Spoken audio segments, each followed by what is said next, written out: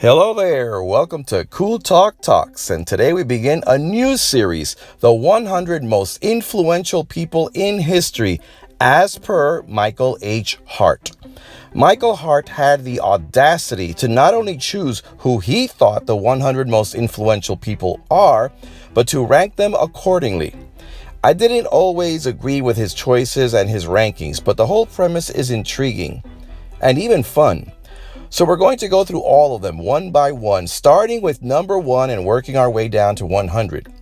Some ground rules that Michael Hart makes. Number 1, this is not a list of the greatest people of all time.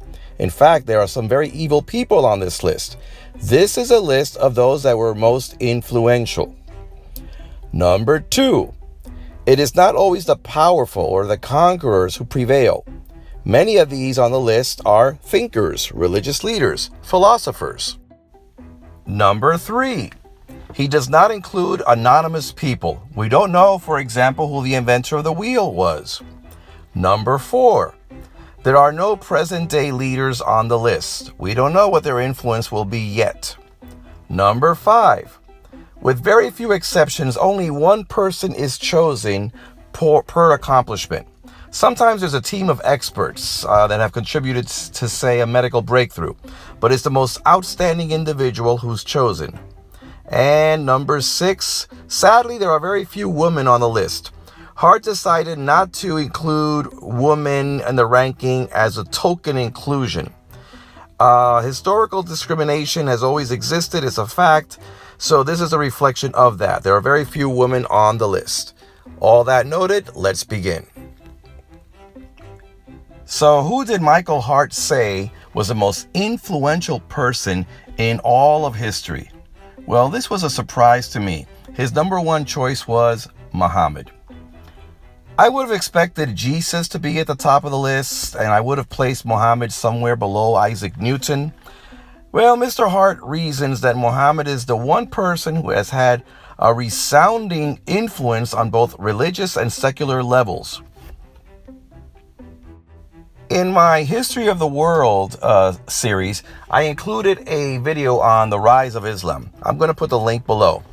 But real quickly, Muhammad was born in 570 AD in the city of Mecca in southern Arabia. It was a backwards area, and he became an orphan at 6, married a wealthy woman at 25. Most of the Arabs were pagan, though many, like Muhammad, were probably influenced by the Jews and the Christians in the area, and the idea of monotheism, the belief in one God. At the age of 40, Muhammad had a vision, a revelation, and claimed that the one true God, Allah, spoke to him through the archangel Gabriel and commanded him to spread the faith. Muhammad slowly gained followers. The leaders in Mecca found him dangerous, and he fled to Medina, 200 miles away, and gained many more followers at a faster rate.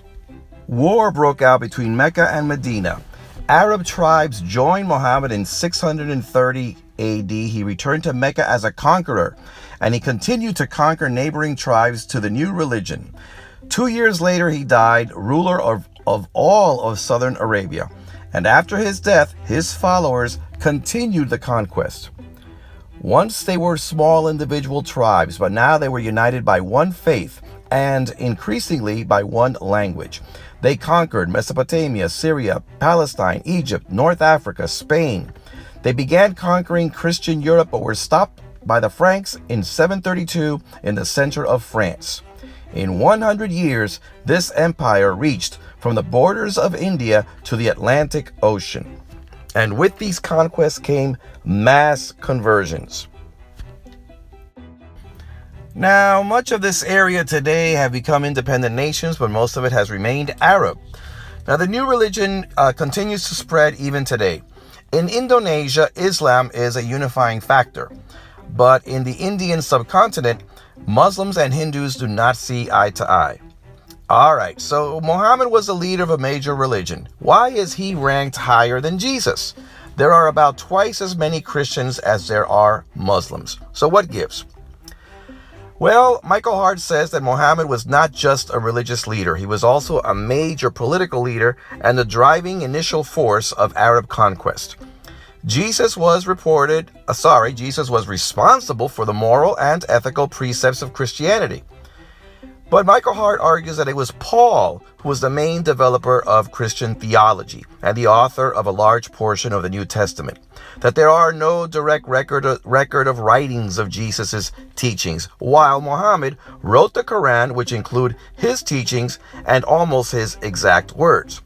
Michael Hart writes that if Muhammad had never lived, not only would there be no Islamic religion, but it's doubtful that the Arabs would have achieved the power and unity that they did. Michael Hart states that the Mongols under Genghis Khan conquered a land even more extensive than that of the Arabs, but that empire did not last, while today Islam and Arab unity is still evident. Now, I do agree with Michael Hart that Muhammad is a major historical influence on history. Of the billions of people who exist and that have existed, he stands out as a major player. But I still wouldn't rank him as number one. No, even being as objective as I can, I still have to attribute that ranking to Jesus. Using Michael Hart's own analogy, if Jesus had not existed, neither would Christianity. And while it's true that Paul is to be credited as one who initiated the global preachings of the Christian Gospels, without a Jesus, there would be no Paul. Moreover, the sheer number of Christians is nothing to sneeze at. But we're going to discuss Jesus in another video. Back to Muhammad. Another influence that Muhammad had, and it's a big one, is on Arab unity with the Arabic language. And this is where the Quran played a central part. Without the Quran and the importance that the Arabs place on the Quran and its teachings, it's probable that the Arabic language may have disintegrated into many dialects. Because of the Quran and the Islamic faith, that is not so.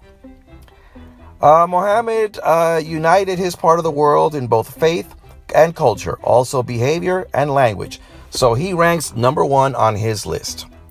Now for my next video, we will see who ranks for number two. Meanwhile, send me your likes and comments, or better yet, subscribe. And furthermore, I'm also excited to say that I have a second YouTube account called CTT Loves Movies. My first video is posted there. Look it up, please. I'll place a link below. Go ahead and enjoy it. Send me your comments, or better yet, subscribe. This is Cool Talk.